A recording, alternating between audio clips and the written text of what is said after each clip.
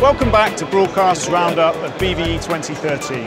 In this part, we're talking about post-production, and no one can have escaped the massive amount of attention being given to cloud-based products. Leading the charge is Adobe with its Creative Cloud. We caught up with them to find out more. So Creative Cloud's been in the market for around a year now. What kind of feedback have you had from BVE delegates? Very positive. I think people like that they can subscribe to the products on a monthly basis. It's a much more manageable, cost-effective way to do business with us, and they've always got the latest version of the tools at their disposal. Very positive. And how do you think Creative Cloud is likely to evolve over the next 12 months? Well, we've got a platform now where we can make new developments in the products available to customers as soon as possible.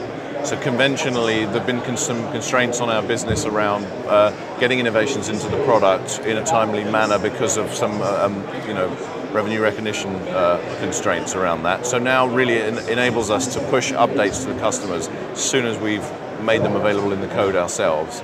So really they're always going to get the newest features and the best value from that. And the other product you have on show is Adobe Anywhere. Can you just talk us through that? Yeah.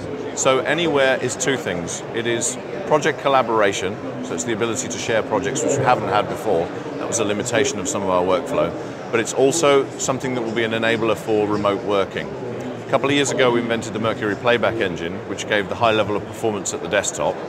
Now we've actually taken that and we've produced something called the Mercury streaming engine, which means that you've got that capability, but it's at the back end, it's in the server, which means that the user no longer has a requirement on bandwidth or a requirement on performance for the machine. When the product comes to market, they'll be able to use a fully fledged version of the editor to be able to edit pictures remotely on a low bandwidth connection. So we're excited about that. Yeah. Niels, thank you very much. Avid is continuing to push its cloud solutions. Tom Cordner told us more. We are very excited to be showcasing a number of our remote editing and production workflow technologies, such as Interplay Central, Interplay Sphere. We believe they are going to be very key sort of future trends in terms of how a variety of media companies want to kind of take their production workflows to the next level, all basically allowing media companies to operate in a very kind of efficient way as they look to obviously drive more content to the audience. And what's been the reaction of people at BVE to the Interplay products? Yeah, I mean, very exciting. We're starting to deploy those now in real customer environments. We launched it, as you know, last year. A lot of good discussion that's come out of IBC, and really the momentum has continued, if not in fact got a little bit stronger, as more and more companies are starting to see the benefits of being able to free up their environments from physical infrastructure and be able to obviously contain costs and become a little bit more flexible in how they want to link different production teams together. Do you think the market's ready for cloud-based technology? I think it is. It will probably go in a couple of stages. Certainly at Avid, we're trying to help our customers, understand the benefits of cloud technology without it becoming a scary thing for them.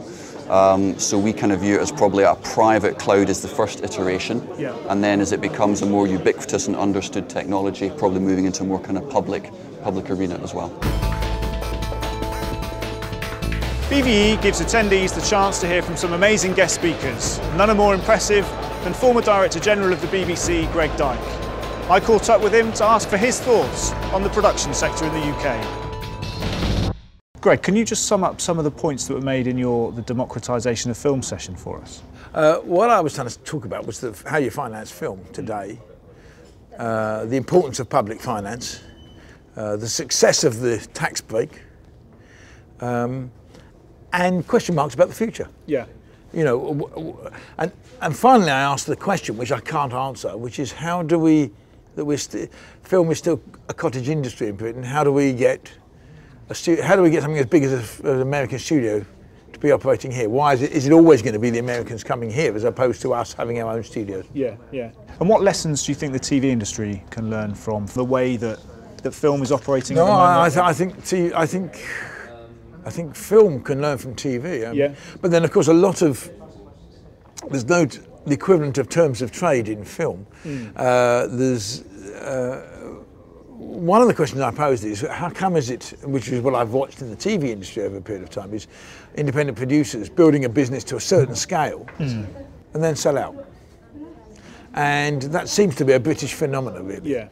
How come somebody having made their first 20 million doesn't want to make the 2 billion? that you would do if you were an American. Yeah, yeah. Is that a lack of ambition, or? You tell me. Who knows? It's not a phenomenon only of the media.